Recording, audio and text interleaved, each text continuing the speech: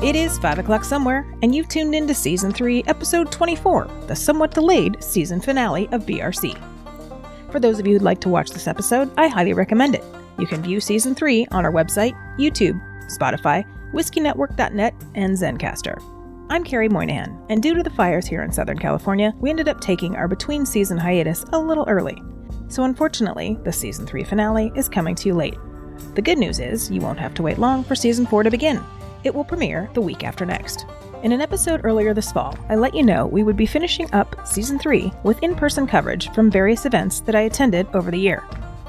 For our finale, I ventured north to Pleasanton, California, for the Summer Highland Games and Whiskey and Barrel Days.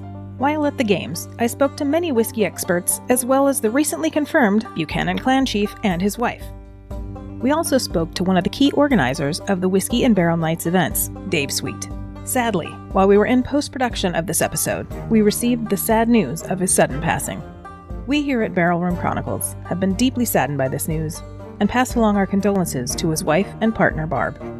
Please join us in a dram and toast to Dave, his life, and his contributions to the whiskey community.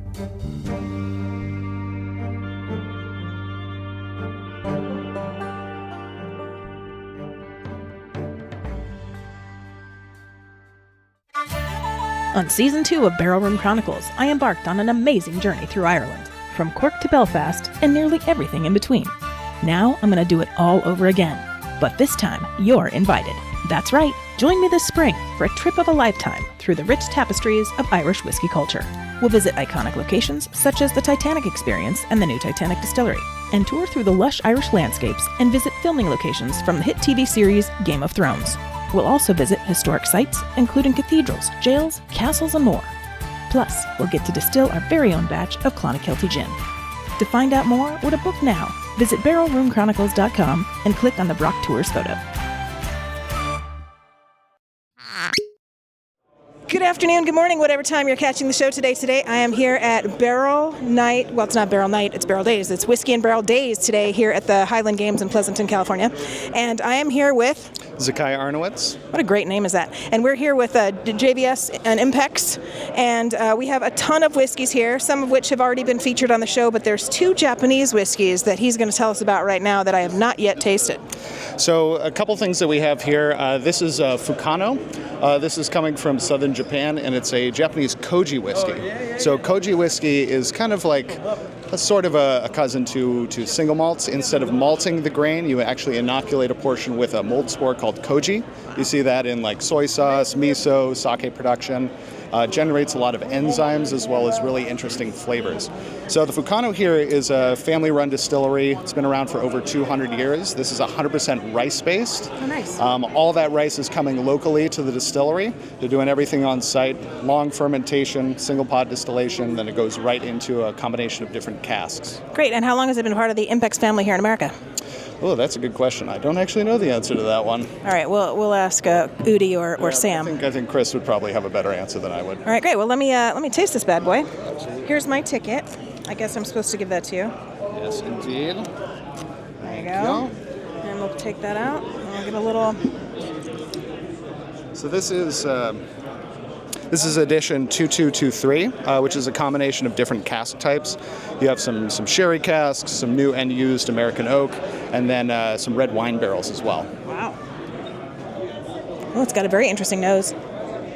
I definitely can smell the rice on there. All right, here we go. All right. Oh, wow, that's lovely. Yeah. Different, but yet it still tastes like a whiskey.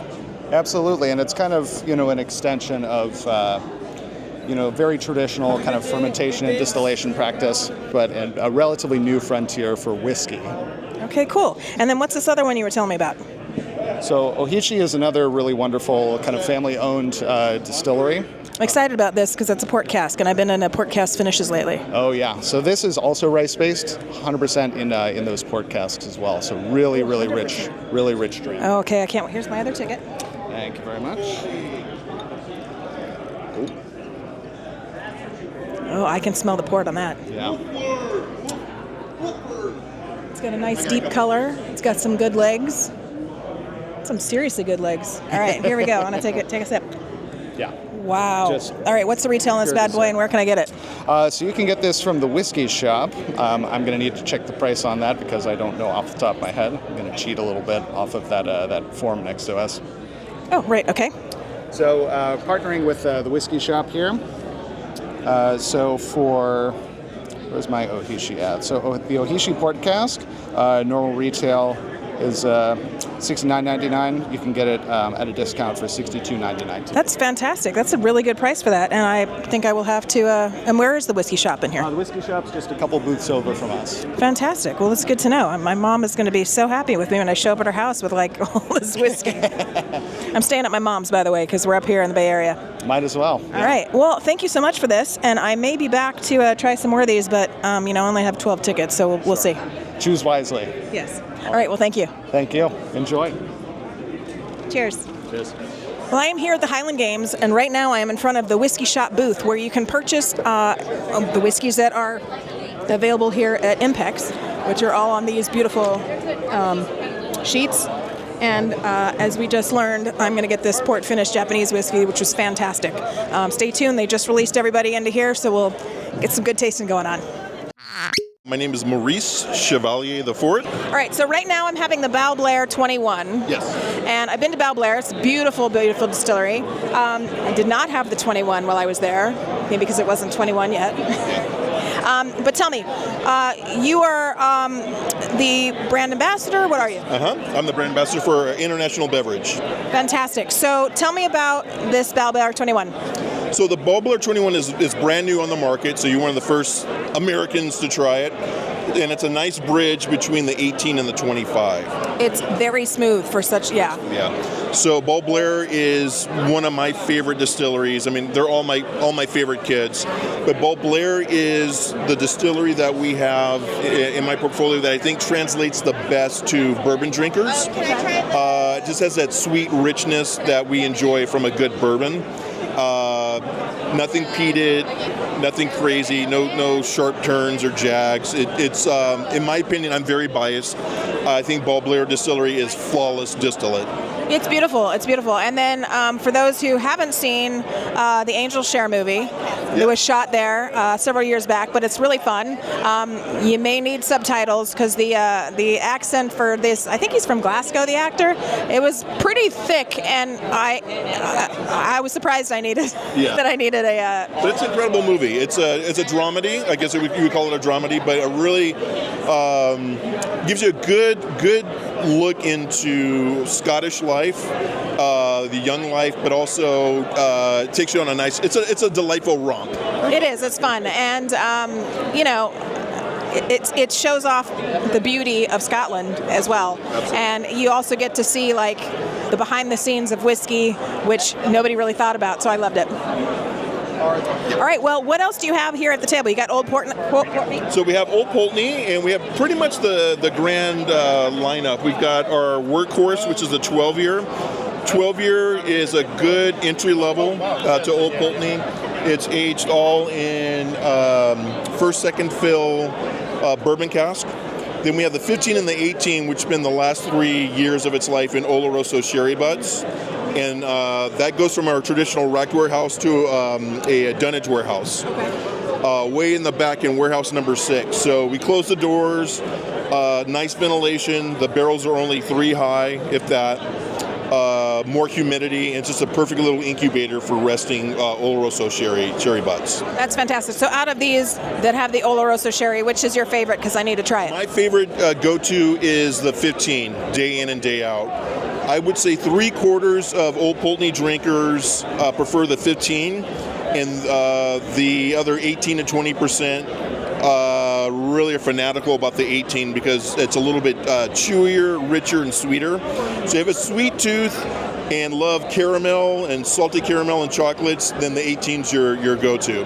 But for me, the 15's really dialed in. So I may have to do both then in that case. All right, well, thank you so much. I appreciate your time, and we look forward to sharing this with the world and let everyone know. Thank you for your time. Appreciate it. I am here with Sam, who is the founder CEO Yeah, you're close to it. Yeah, founding CEO, yes. Okay. At Impex, which Chris Udi, my good friend, also works at. And we are having, what are we having today? We're having Lenalaki 8-year-old, which is in addition to the core range of 12, 15. It's beautifully made by famous Billy Walker. It's unchill filtered, natural colors, predominantly sherry influenced.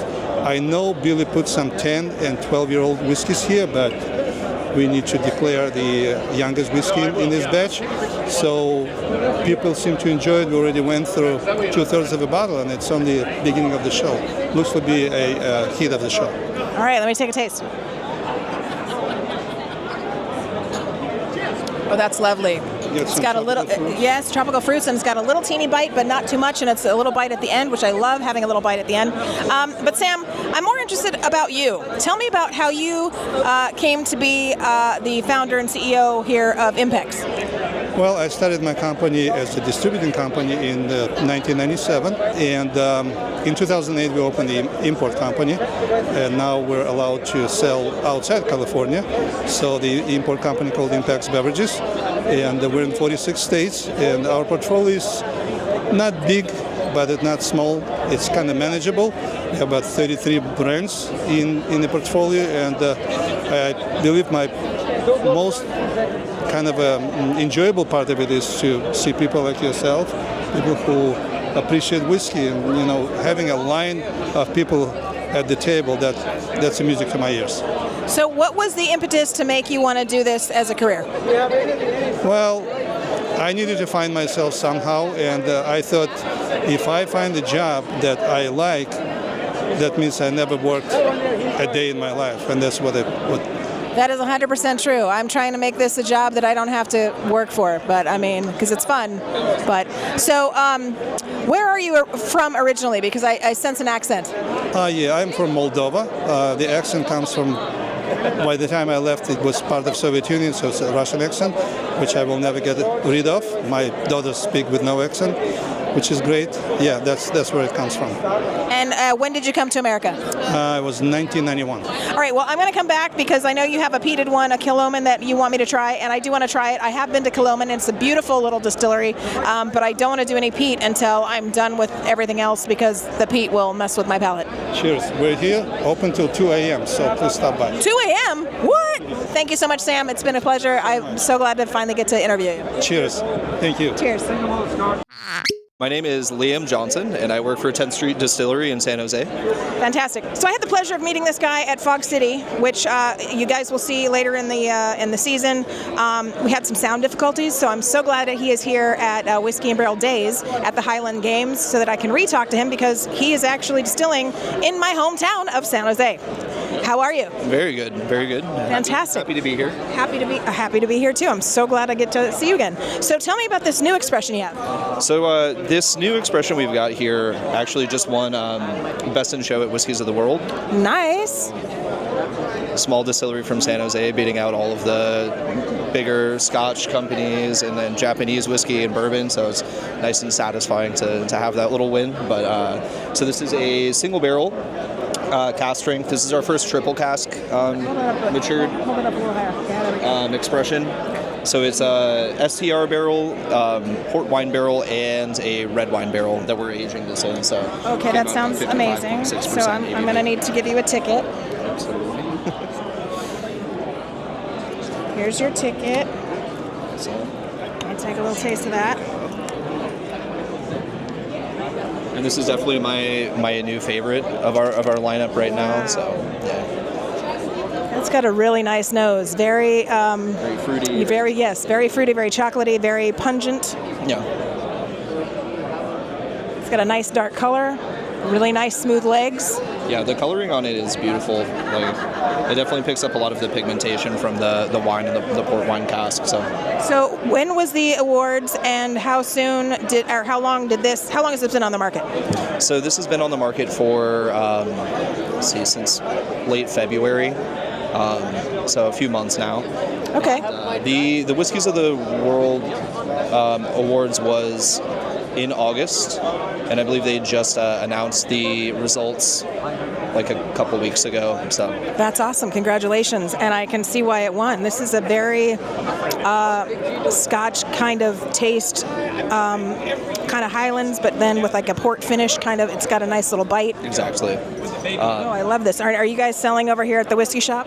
We are selling at the whiskey shop. This specific bottle is a distillery exclusive, just because it's coming from a single barrel. And Okay, so I need to come over tomorrow? yes, exactly. Yeah. Tell me a little bit about the distillery, how it came to be, and what your role is there. So I'm one of the brand ambassadors for the distillery. The two owners were engineers before. They had like a big love for whiskey and kind of put their engineering minds to the test and figured out how to make single malt whiskey in San Jose. So it was a very long process of kind of trial and error and a lot of like home distilling, and then our distiller actually did an apprenticeship in Scotland to learn. And his name is? Virag Saxena. Yeah. All right, so what got you interested in being a part of this brand? I had met them right when they first released the whiskeys, and when I tried it, I was actually really blown away by the quality of it. It's a very good quality product, obviously made with a lot of love and care, and so from that point on, I was just asked them right away if they needed any help. So That's awesome.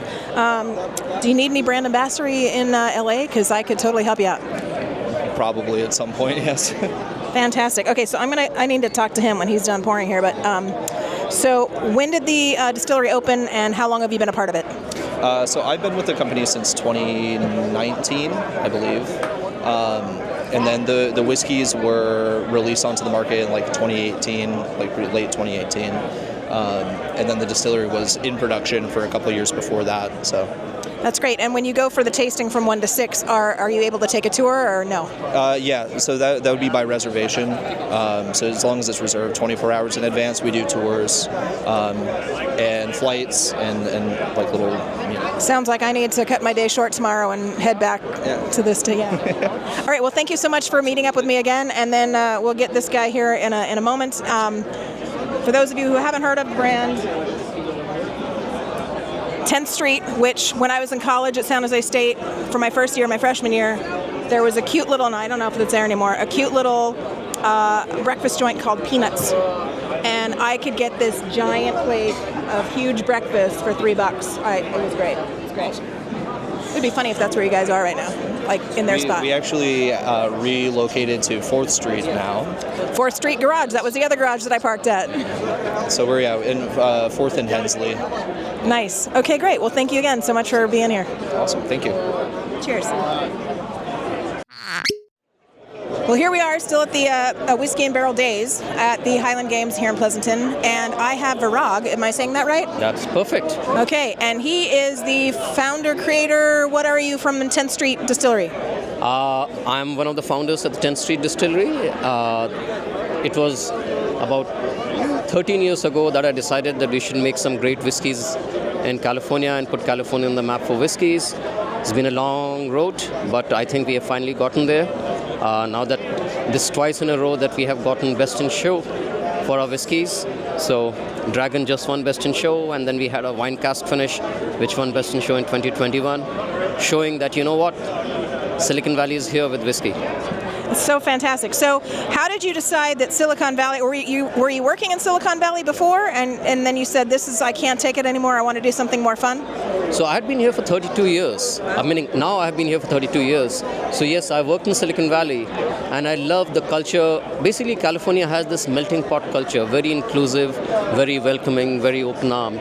And what I wanted to do, but one of the things which happens in Silicon Valley is when you work in the tech, you kind of get dissociated from the day-to-day life, right? You're working with people across time zones, but not so much with people who are right there. So I decided I want to do something nuts and bolts, which will let me connect with the local community. And then whiskey was something which I had a passion for. So I said, hey, let's go figure out. And I had no idea how to make any whiskey. So I had been making some... Were you a fan of whiskey before, or you don't? So I had lost some single malts which I loved. You know, the LTOs come out and then they are gone. And so I had lost some LTOs, and I was like, how hard can it be to make a great single malt here, which the world would be proud of, right? Which we'll drink anywhere. Just like California is known for wines, California is known for, craft beers. You have Anchor Steam, you have Gordon Biersch.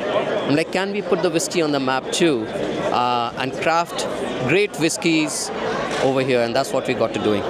That's fantastic. So how did you decide who your partner was going to be, and when did you come up with the idea, and then from the idea, how soon was it a reality? Okay. Yeah, so I started in 2011. So first I apprenticed at a distillery to learn the craft of making whiskey. And then I spent 5 years working on that process from 2011 to 2016, trying to figure out what we need to do to make uniquely California whiskeys. See, we did not want to make a scotch. We did not want to make a whiskey, so we had to figure out what do we need to do in this microclimate. My summers are a lot hotter and drier than what you have in Scotland. My angel share, so in Scotland you have a 2 to 3% angel share. Over here my angels are really thirsty and greedy. I lose 10 to 15%. Wow. Similarly, I have a different microflora which people typically don't leverage. San Francisco is known for its sourdough. I was like, how can we incorporate that in our whiskey and give it a unique nature and terroir? And so all of those things took a bunch of time. So it took about 5 years of science experiments. And then I stumbled upon my old friend from undergrad days, who was a PhD in chemical engineering. That sounds very appropriate. Right. And he was like, hey, the most noble thing a chemical engineer can do is to make whiskey. So he's like, can I join you? And I'm like, sure, come on board. And so then we went ahead and started the distillery in 2017. That's fantastic. And are you both distilling, or one of you, or either of you, neither of you? So right now, I'm the one who's distilling. Okay. Right? He helped us put all the processes together, everything together, go through. He's the master blender. So for example, if you look at California Coast Blend, right, which is the highest ever rated American blend, right? There is no other American blend which has been rated that high by BTI, the Beverage Testing Institute. Congratulations. Thank you. And he's the one who actually crafted that blend. He has this amazing palate. That's fantastic. And where is he today? He's right now taking time off today. He might be here tomorrow. Oh, great. Well, maybe I'll catch him tomorrow. Okay, so I don't know if you heard, but I am from San Jose. So when I ran into your friend here at Fog City, I was very excited because at my freshman year of college, I went to San Jose State. So there was the 10th Street Garage and the 4th Street Garage. And then I also used to frequent this breakfast place on 10th Street. And so when I found out about this, I thought, oh my gosh, it's like homage to my old days when I was first getting into drinking. Yeah, no, absolutely. That's the whole point. People come and say, really San Jose? And we say, no, really San Jose. Meaning, think about it. There is no whiskey if you think about the whiskeys which have won Best in Show at these prestigious global competitions, right? It takes a very high bar to get to that.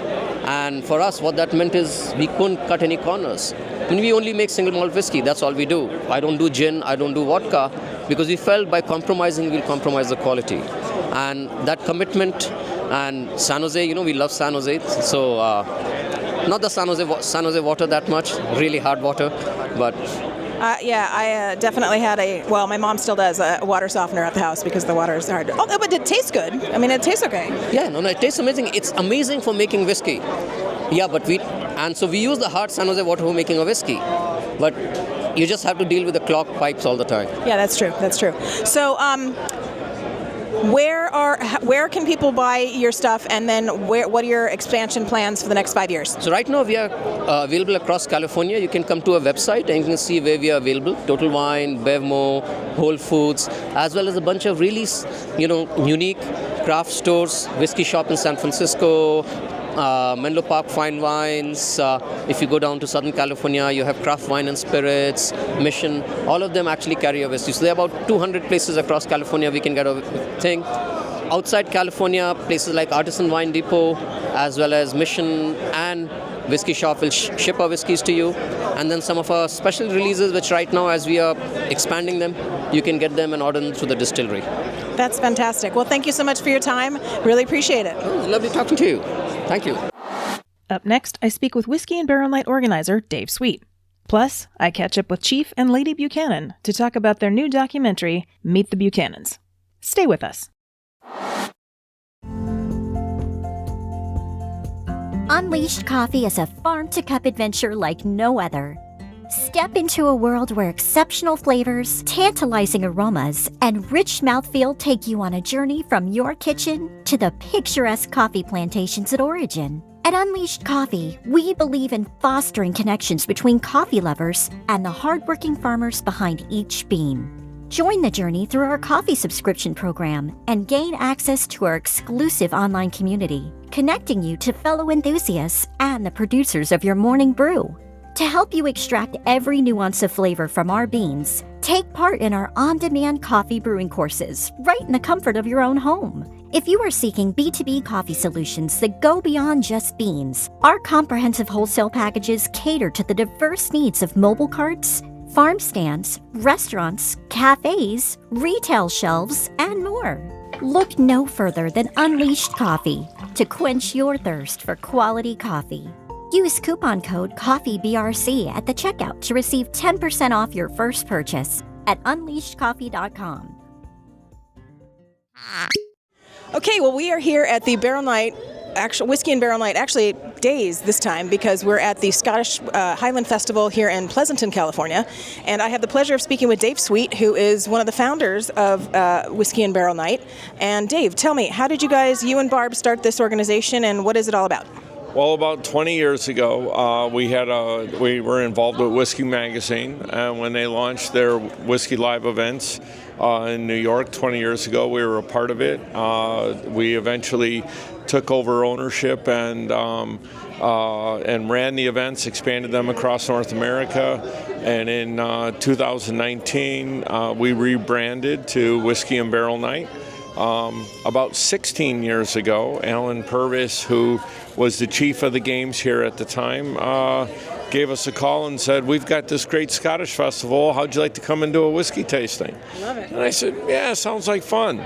And we have grown it into one of the largest events in the country, with about 1,800 people over the 2 days coming in to taste whiskeys from around the world, not just Scotch or Irish or bourbon, all types of American whiskeys. There's whiskey here from India, Israel, Japan. Japanese whiskeys, some Australian whiskeys. So just about everywhere, even faraway places like Canada. Okay. This is really great. I was here yesterday. It got really crowded and started to get really loud, which is why I stopped filming, because I didn't think anybody could hear me anymore. But you've got great stuff going on, and I also visited you guys last year in Los Angeles and plan to come again this year in Los Angeles. Fantastic. Oh, wonderful. Yeah, we're really lucky. We've got a great venue at the Majestic, this old converted bank. It's a 100-year-old bank building. It's now an event space, and we Yeah, no, it's great. Okay, so what other cities are you in for the Whiskey and Barrel Night? So we, in our spring season, we do Tampa, D.C., and New York, and in the fall we start with Pleasanton here, and then Los Angeles at the end of September, and we finish the year off with a massive show in Chicago that's also partnered with Respiratory Health Association. So it's a great charity, proceeds from all the tickets, and the sales go to the charity. A percentage of proceeds, and we have a fantastic time. That's live entertainment, full dinner buffet, as all of our shows are, except this one, because we're at a festival, and we can't compete with the fish and chips and bangers and mash. Right. So, I just had myself some Scotch eggs. I stood in line yesterday for an hour, and I got up and they said all we got left is bangers and mash, and I was like, so I said, I'm coming back tomorrow. You need to hold me some eggs. So just had my eggs. There you go. Yeah, no, Scotch eggs are special. So. But and go well with whiskey, by the way. They do. I was, and it's good for breakfast and for dinner and for lunch. It's a great combination of any kind of food. Kind of like pizza, you know. Yeah, exactly. But then I'm from Chicago, so. Well, you've got a lot better pizza, I'm sure, than we have here in California. But it's just different. So, okay. So, what are your plans in the next few years? Do you plan to expand the cities at all, or are you just going to stay with your staples? We would love to find another festival or two. Obviously, we have to be in a state that has the right liquor laws and it's the right festival for us. We have plenty of festivals in the Los Angeles area. You should look there. We've thought about that, but we already have the LA event. We've looked at actually San Diego. We have some interesting partners we can work with. we'll see about Denver and some of the other Ooh, markets. Denver would be nice. Denver is very whiskey friendly. Has They've got great distilleries. Yeah. All right, well, Dave, thank you for your time. I'm going to let you go because I know we're about to open up the doors and you've got lots to do, but thank you so much. Thank you. All right. Cheers.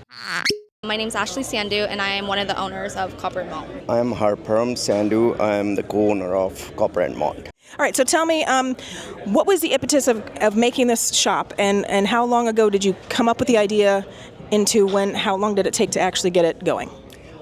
So the main idea was to, nowadays the liquor industry, it's changing so much and people are ready to explore it. So the whole idea was to provide an adventure for those liquor seekers so that they can, every time they come in the store, they can try something new, they can try something adventurous. Just talking about the whiskey itself, we are even amazed that how many different variants there are, what different small batch distilleries are doing with their whiskey. It's amazing, and when we learned about it, we wanted our consumers to learn about it too. So you decided to do this, like how many years ago did you say, we're going to open up a shop? So I'm a collector, and I blend too. So my collection was getting bigger, and we got a baby. She's 19 months old now. Stork dropped her by, huh? And my wife said, either the collection stays, or we need to have space for the baby. So the collection was supposed to go. So I thought that instead of getting rid of it, why not let other people enjoy what I have learned, what I have enjoyed in the last few years. So that was, frankly speaking, that was the main, I'll say, motivator to open up Copper and Malt. Okay, and so after you gave him this kind of semi-ultimatum, how long did it take between that day and when you guys got to open up? I would say about 2 years, because it took about a year to open our shop. Yes. Okay, and how did you find the location, and how long did it take for you to find the perfect spot? So it took about 6 months to find the perfect shop. We honestly looked all around the Bay Area, and then we found Bay Street in Emeryville, and it just seemed like with everything they were doing, it just seemed like the perfect spot for us. Great, and how far do you guys live from that spot? We live about 35 minutes away. Okay, that's not too bad. 35 minutes with traffic? Without traffic. So, yeah. So depending on the day. Yeah, it takes a while to get home, but to there, not so much. Kind of like me getting here today. Okay, so when he said, okay, we're going to do a shop, and you said, what? Or how did you react to that idea? I said, I think that's an amazing idea because you're so talented at picking out spirits, because he really is, and he makes amazing blends. And it's really, I feel like, one of his callings. And just all the audience and, the customers we're getting are so in love with, the difference of, like, the high quality. And, like I was saying to you, off the beaten path, it's very different. It's something they usually want to try. And when they try it, they're like, why have I gone my whole life without trying this blend or this bottle or from this region? So you guys gave me, what is this I'm drinking? Something about twins, because as most of you already know, I have a twin sister, and so I chose this one because it's made by twins? Yes. So this is called Home Base. It's a single malt. It's made by two twin sisters that actually they live in Oakland, and that's where they got the idea from. So all in all, they really prioritize ingredients and make sure their stuff is very, very high-end, good ingredients, sourced well, sustainable. And so that's kind of what you're trying. How do you like it? Oh, yeah, that's really nice. How old is it? Does it say? 7 years. 7. Yeah, I was going to say it definitely doesn't taste young. Nutty, a little bit of caramely. Yeah, a little nutty, a little caramely. It's got a really nice finish. It's not too hot on the finish. Yeah, it's great. And is this the only place you can get it, or where? I mean, I'm obviously going to buy it from you, but is it? Right. Is it? How long have they been in business? They've been in business for how long would you say? Not too long. Yeah, they started a few years ago, but they are small batch. They are very serious about whatever they create, and especially the single malt, American single malt. It's not been explored that much, because anytime we talk about single malt, we talk Scotch. Right. That's the first thing that comes to your mind. So they are trying to explore more of that American single malt category, and we feel they are doing an incredible job there. That's great. And then how do you procure your products for your store, and do you know how many SKUs you have in the shop? So right now we have almost 2,100 SKUs. Wow, for a 3-month-old shop, 2,100 products. Yeah. Our selection process is also, we have kept it in a way that, we don't, any rep comes to us, we don't say, okay, we'll carry it, so we schedule a proper tasting with them. We discuss the product, we taste it, and the biggest thing for us is the bottle should have a story behind it. So, it should be small batch, it should be family owned, the recipe should be for generations, something like that. And then we do tastings with our employees too, to get their feedback, what they think about the product. And if all works, then we put it on the shelf. And you did that 2,100 times? We did it 2,100 times. That's fantastic. Well, I can't wait. If I can get out to your shop before I leave town, which I don't know if I'll be able to, I would love to. If not, I'll come back. My family's in San Jose, so I can make the trip. How close are you guys to Pixar? 5-10 minutes? From where, sorry? Pixar Studios? 2-3 minutes, max. Okay, perfect. So I know exactly where I am. Perfect. Okay. Well, fantastic, you guys. Thank you so much for sharing your story with me, and good luck with this venture. And I hope that well, actually, one more question. Have you guys made this your full-time job, or you still have other jobs that you have to do to keep the lights on? Yeah, so we own a couple of more businesses. So this was supposed to be more like a passion, hobby kind of thing. But yeah, now it's another of our babies. So now we have, I'll say, 3 babies and 1 human baby. I love it. All right, guys. Well, thank you so much, and have a good time today at the show. Thank you so much. So we are here at one of my passions. I've never seen them before, but it says California. So y'all know I'm a big Cali girl. Yep. So tell me, where did this idea come from? How long has it been in business, and where can people find your products? Wow, so we've been brewing beer since 1988. Slow brew, built a little brand called Cali Squeezed, which did a great job of capturing California in a can. Had a lot of success with that. They sold it off to Firestone Walker. That really gave them the ability to focus on what they really wanted to do, and that was whiskey. And so Rod and Hammer, while they've been dabbling in whiskey for a little while, is fully launched in 2019. And it's been great ever since. In Northern California, you can find us, great partners like Rayleigh's, Save Mart, Safeway. Those are big guys. Yeah, and then Southern California, Albertsons, Vaughn's, Pavilions, Ralph's. So we're all the grocery store. Now, see, for those of you who don't live in California, you can get liquor in our grocery stores. Yep. A lot of states you can't, so sad for all you, but here we are. You can find us in Colorado too. So great. And are you in anything like Total Wine or Mission or anything like that? Yep, Total Wine, and we're growing, especially in Southern California and Northern California. We just partnered with Southern Glacier. Oh, great. So we're looking forward to expanding in the rest of California. Very heavy presence in the Central Coast, but now we're expanding and we're growing. Okay, so the distillery is where, and how many different expressions do you have? So we're based in San Luis Obispo, right next to the airport. Beautiful restaurant, brewery, distillery, music venue. Come visit us if you ever have a chance. Pet friendly, family friendly. We love hosting people. But you got tours too? We do. Rodney and Hamish are usually always around. That's the namesake, Rod Hammer. And so today I've got 5 SKUs with me. I got our straight bourbon, our straight rye, our cask bourbon, our cask rye, and then our very popular peach whiskey. All right, and I'm trying the cask rye right now, right? Cask rye. All right. Just won double gold in the San Francisco Wine and Spirits competition. Oh, it smells like it did. Yeah, it's very good. So 95% rye, 5% malted barley, and this one's featured at 112 proof. Woo! Yeah, that's 112 proof, all right. That's good. That's got a nice bite to it. It's very rye flavor. It's very good. That's delicious. And how old is this? Are you allowed to say? This is 2 years. Really? Yeah. Does not taste like a 2-year. That's very good. Tastes pretty good. All right. So, what is the 5-year plan for the company? We're growing, and so we are still sourcing from MGP. We're very transparent about that. They're a great partner of ours. We are distilling and laying down for ourselves. We've started blending in our own distillate. So over the next 5 years, you'll kind of see that shift to being more and more of our juice. If you see a single barrel expression out there, it was aged exclusively in California at our distillery. So, but we've got a great production team, and right now we're just looking to do a great job in California, and then we'll start looking at the rest of the West as we continue to expand throughout the U.S. That's fantastic. Well, thank you so much for taking the time out. I know you've got some customers lined up here to taste, so I'm going to let you go, but thank you so much. No, thank you. Appreciate it. Pleasure to be here.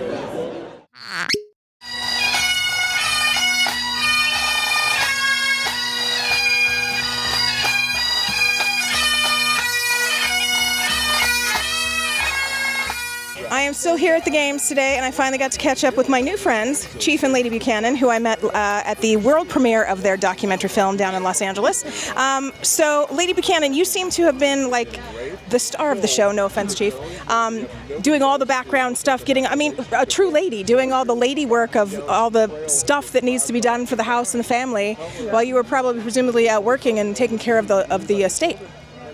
Well, exactly. I mean, my husband's really busy with all the estate work and other things, and without him, I wouldn't be able to spend my time organising the event and looking at all the different nuances of what we could do, what we should do. I couldn't have done that without him taking care of everything else, everyday stuff. So yeah, it's a joint effort. It's a joint effort. So, do you have other things besides taking care of the estate that you need to do, or is that just keeps you busy enough all the time? Yes, there's a family to look after. I also take a sport quite seriously. I do a lot of rifle shooting. I was actually captain of the Scottish team for 9 years, so that gave me quite a bit to do. And the odd various other things. I help out with a charity as a trustee, and I do one or two minor things. But yeah, clan business is a significant one. I've said that since I became the chief, I'm prepared to do 2 to 3 weeks a year. And this is our second trip to America this year, so we're running over the 3 weeks this year. Yeah, but it's fun. It's fun. Yeah, it's been a lot of fun here. Yeah. And you come. Well, it's not too terribly hot. I mean, it's in the 80s right now, so it's all right here in California. It's great. California is wonderul. We've just really enjoyed it. It's just everyone's so relaxed and friendly. I mean, one of our sons said, "No, I might just stay here." I think, well, hang on. Was that Rory? Bruce, actually. I didn't see Bruce this weekend. I didn't actually ask Rory, but I wouldn't be surprised if he could have had the same thoughts. But yeah. Now I saw Rory here this weekend. Did Lucy stick around, or did she go home? We got 3 of the 4 here this weekend. Yep. Yeah, Lucy is loving it. She's absolutely loving it. She's just embracing it all. Because it's showing her tartan that she made and created, and she's been very proactive with the clan, and and it's nice that people are kind of appreciating what she's done. So which is really good, and we're trying to get the young ones more involved, and it's thrilling for us when we see them take interest in their clan, because they're the future.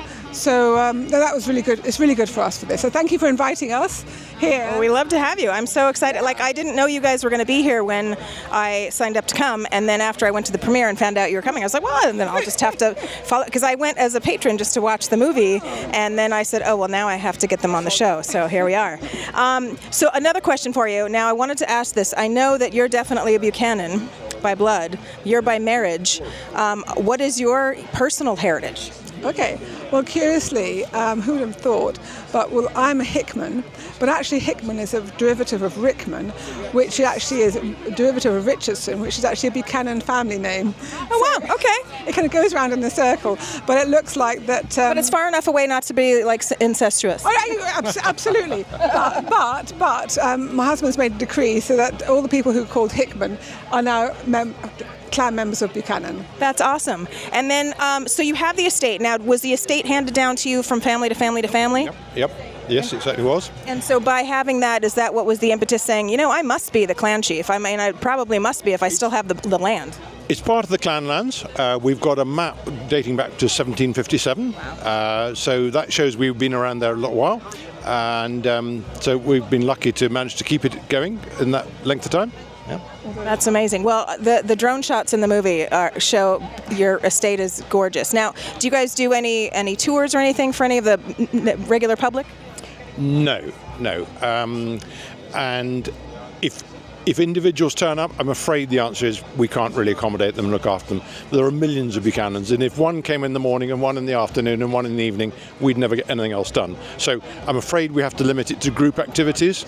So we did have the inauguration in Scotland, and we have come to America 3 times now, been to Australia once. So when it's groups, terrific, yes. We can't really do little gatherings. We have people that we know, Buchanans that we know, and then they come and they're very welcome. And how big is the estate? It's in your acres you have here. We're 6,000 acres. Wow, that's a hefty. Quite a bit of Now, is it only your house with all of your land, or do you have any people that rent lands like they used to back in the day? We have 3 farmers rent ground, and we have about 20 houses. So, plenty of other people involved in some workshops and a quarry. So very traditional then. It's quite a mixed, yeah. There are very few, there's still some estates just do the traditional agriculture and shooting, but we've got fairly diversified. Well, that's amazing. Well, guys, thank you so much for taking the time out of this very busy festival to talk to us here. It's been great getting to know you and watching your film. And for those who haven't seen the film, if you can go are you guys going to be on the festival circuit? How are people going to be able to see it? It's not yet available, but hopefully it will be before long. Great. There might be a festival circuit that's going to go on, so it's all happening now. So if you keep your eyes peeled for different things, then hopefully you'll be able to see it before too long. Okay, well, I'm going to keep in touch with these guys, and as different options for viewing come up, I will keep you guys posted, because I know if you're any kind of fan of either documentary, Scottish, just any of that, you're going to love this film. It was very great. Thank you guys so much. I will. While I've got the opportunity, Thank you. I am slightly plugging an event next year in Scotland. Oh, yes, I heard about this morning. Saltire Gathering. I'll give you a piece of paper on it, and we can even give you a flyer for it. Next year in Scotland, there will be what's known as the Saltire Gathering. First time. It's going to be in Stirling, and quite what it involves, I don't yet know, but there's going to be lots of tartan, lots of piping, lots of fun. And if you've ever thought, I've got to go to Scotland one of these years, but you've never quite managed to get there, well, next year could be the reason to go next year in Stirling. And fantastic. I will put this in the show notes, so stay tuned for the show notes, and we will catch that on. One more thing, if there are any Buchanans out there, Gibsons or Watsons or anyone with a Buchanan name, you're very welcome to contact the CBSI representative, the Clan Buchanan Society International representative, anywhere in the world, and they will kind of get back to you, and then we can meet up at future events like this, because we do get out and we do have other things. We get out and we love meeting people, we love meeting fellow Buchanans. So, contact the CBSI, join up, and then you'll get our newsletters, you'll find out what we're up to and where we can meet up for the big meetings. That's fantastic. Well, guys, thanks again, and have a safe trip back to Scotland. Okay, thank you. Thank you. That's wonderful. That's a wrap on Season 3 of BRC. But stay tuned for our Season 4 premiere in 2 weeks. I'll be on location at the 10th Street Distillery in San Jose, California, with founders Virag Saxena and Vishal Gari. That does it for today's show. To read notes on this episode or learn more about our guests, please visit barrelroomchronicles.com. Want to interact with the show or have questions for our guests? Then ask them on our socials or send us an email. Or better yet, leave us a voicemail on our website. If you like what you heard, please rate and subscribe to the podcast. If you really liked it and you want to show your support, buy us a whiskey through our Ko-fi site at ko-fi.com/BRC or become an exclusive member of the Barrel Room Parlor. If you work in the whiskey or spirits industry or just have a deep passion for whiskey and want to share your spirits journey, register to be a guest through our website. Last but not least, please enjoy your spirits responsibly. Thanks for joining me. Until next time, Salangeva. Barrel Room Chronicles is a production of First Reel Entertainment and is available on Spotify, Apple, Google, iHeartRadio, Amazon, or wherever you listen to your favorite podcasts.